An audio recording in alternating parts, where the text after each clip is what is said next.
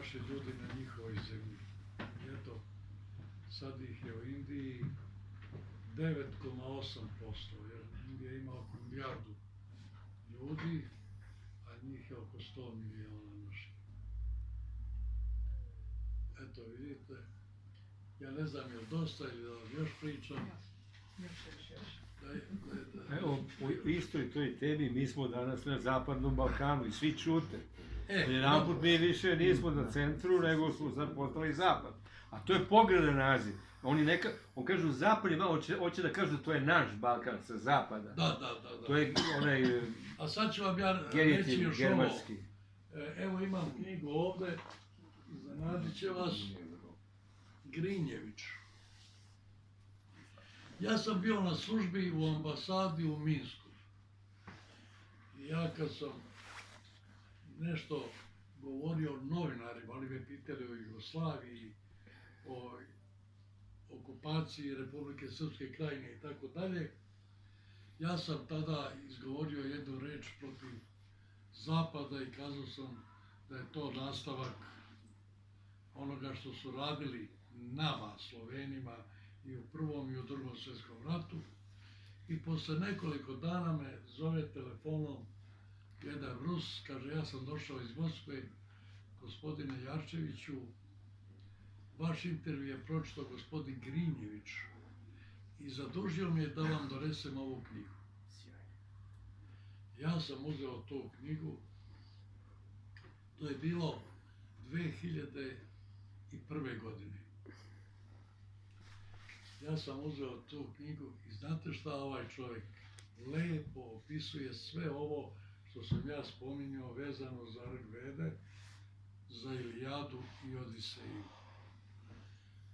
On je rekao da je Zapad uporno pokušavao da sve stare nalaze na odeći, zapise na odeći, na obući, na štitovima, na mačevima, na čelenkovim čeličnim kapama, tumače da je to jezik nepoznatih izumrlih naroda. I on kaže da su 1000 godina pokušavali te tekstove zapadnjaci pročitati i da su koristili svoje zapadnoevropske jezike, latinski i grčki, a da nikad nisu koristili ni jedan slovenski jezik. I Grinjević lepo piše, pomoću bilo kojeg slovenskog jezika pročitat ćete sve to što su oni našli staro, ali su oni to 1000 godina krili. I jedno vreme su, kaže, govorili da je to starogrčki jezik. Pa su se negde u 19. veku trgnuli i kazali, pa vidjet će se da nije starogrčki. Pa su onda opet ponavljali da su to zapisi izumrlih naroda. I Grinjević spominje ovo i vas će iznenaditi, da su Srbi imali 2 države posle rimskog raspada u 5. veku u Nemačkoj. I ti prostori su obuhvatali od Srednje Nemačke do Baltičkog mora. I Srbi kao Srbi su između sebe često ratovali. Međutim, kad su ojačale države Francuza i Nemaca pod Karlom Velikim, Karlo Veliki je pokušavao te države da okupira i oni su se pomirili. I u jednom velikom ratu, ja sam zaboravio godinu, oni potpuno potuku do nogu vojsku Francuza i Nemaca. Do nogu. I počne jurnjava i bežanje. Međutim, jedan lukav i pametan čovjek bio s Karlom Velikim i kaže, nemoj da bežimo. Kako da ne bežimo, poklaće nas Srbi. Ma kaže, Srbi su naivni da ih prevarimo. Pa kaže, kako? Pošalji im, kaže, jednu grupu na konjima i s belim zastavama i predloži im pregovore. To je bilo negde početkom 9. veka. I on to uradi. I Srbi koji su jurili za njima stanu kad su vidjeli da idu. kaže Karlo Veliki predlaže pregovore. Srbi zaustave vojsku i kaže važi. Pregovaraju i potpišu sporazum, mirovni. I u mirovnom sporazumu, gospodo, pisalo iz njegove države mogu ući u Srbiju ljudi bez viza, bez dozvola, bez ičega. A Srbi mogu u državu Karla Velikog ući bez viza, bez dozvola, bez ničega. Tamo raditi, privređivati, trgovati i tako dalje. Ravnopravan sporazum. Međutim, Srbi nisu ništa preduzimali, a Francuzi i Englezi 60 godina uzimali sve pare, slali ljude u srpske gradove. Kroz 60 godina oni se omasovili, jednu noć izišli sve muškarce srednjih godina i mladiće koji su našli ubili su. I tako je počela da nestaje ta državnost u Nemačkoj. U 12. veku se ugasila, ali su srpskim jezikom govorili skoro do 19. veka. I nemački jezik počinje u škole i u upotrebu književnu i državnu tek početkom 19. veka. Ko bi to rekao? To Grinjević piše. I piše još jedan njegov ruski kolega i tako dalje. A samo da vam kažem još ovo, u 16. veku je jedan naš pisac sa Jadrana napisao da je srednjovekovna Srbija, koja je osnovana 490. godine sa predstavnicom u Skadru.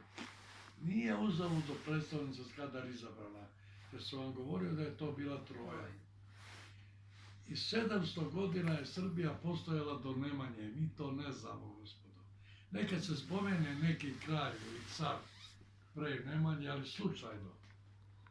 Ali 42 vladara su bila do Nemanje. I većina je sahranjena u Skadru. I Šiptari su posljednjih 40 godina te grobove sklanjali i uništavali.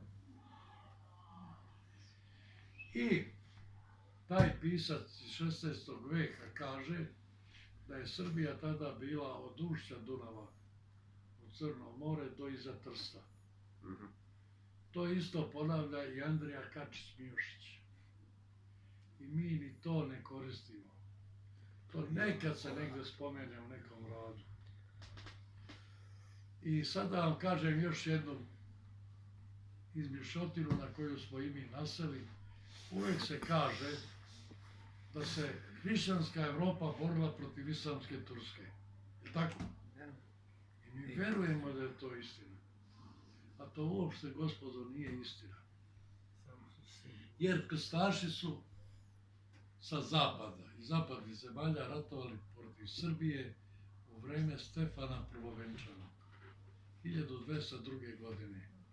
I sad su nam okupirali Zadar i severoistočni deo Jadrana i celu su nam Istru uzeli tada. I Srbija je morala da potpiše tada mirovni sporazum. To su tražili zapadnjaci jer su želeli da istočno Rimsko carstvo, koje se pogrešno zove Vizantijom, također okupiraju. I oni su 1204. okupirali Carigrad, veliki deo današnje Turske i tako dalje. Međutim, Grci i Srbi su 1261. godine potukli zapadnjake, izgnali ih iz zemlje koju mi pogrešno zovemo Vizantijom. I onda su zapadnjaci napravili jedan veliki plan, podmukao, strašan, da naše pravoslavne zemlje uništava neko drugi. I oni su počeli da podržavaju Turke koji su bili na istoku istočno-rimskog carstva, da im pomažu da oni ratuju protiv takozvane Vizantije.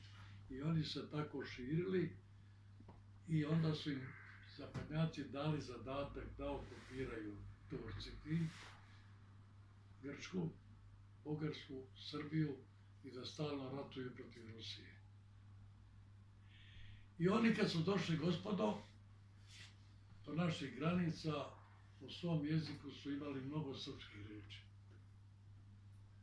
A te srpske reči nisu uzeli od srpskog naroda, nego su ih Arapi vodili do Indije i oni su od tih naših sika, koji su bili pokorili, uzeli mnogo reči. Nažalost, naši lingvisti danas kažu da ima turcizama u srpskom jeziku, a ovaj naš prijatelj iz Niša, ne, gospodin Slobodane, on ti napisao knjigu o srpskim rečima u turskom jeziku. Evo, sve dokaz. A te reči su oni uzeli u Indiji od naših rođaka. E sad da vam kažem, kada su Turci uspjeli uz pomoć Zapada da okupiraju sve, kako su okupirali Mađarsku? Mi se nikad nismo pitali. Mađarska je bila tada najveća zemlja u Evropi. Njene granice su bile od Ukrajine i Poljske do Rijeke i Istre. Kako su je mogli Turci okupirati?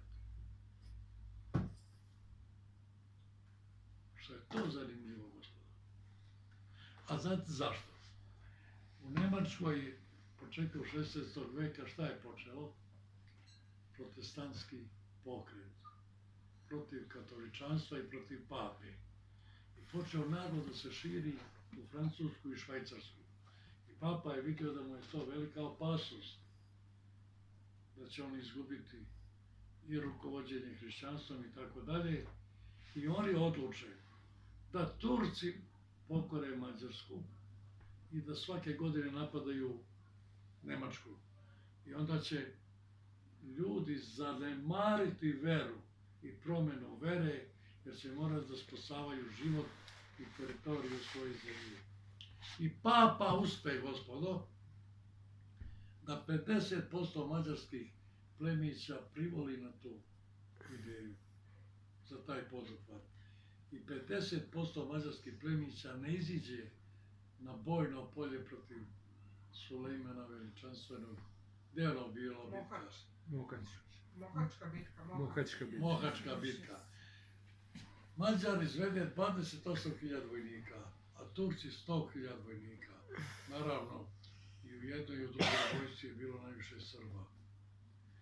Turci pokore, tako Mađarsku, i ona odmah počne da napada Austriju. Austrija je bila deo Nemačke tada i stvarno tako zaustavi protestantski pokret i papa sačuva svoju vlast, a one koji su još poštovali u Francuskoj, Švajcarskoj, Italiji pravoslavnu veru i patrijarha, proglašavali su ih pripadnicima onih sekti iz prvih vekova nove ere i likvidirali. I najviše su Francuzi pobili tih ljudi. Oni kažu to su, kako se ono kaže, kudugeri, tako dalje.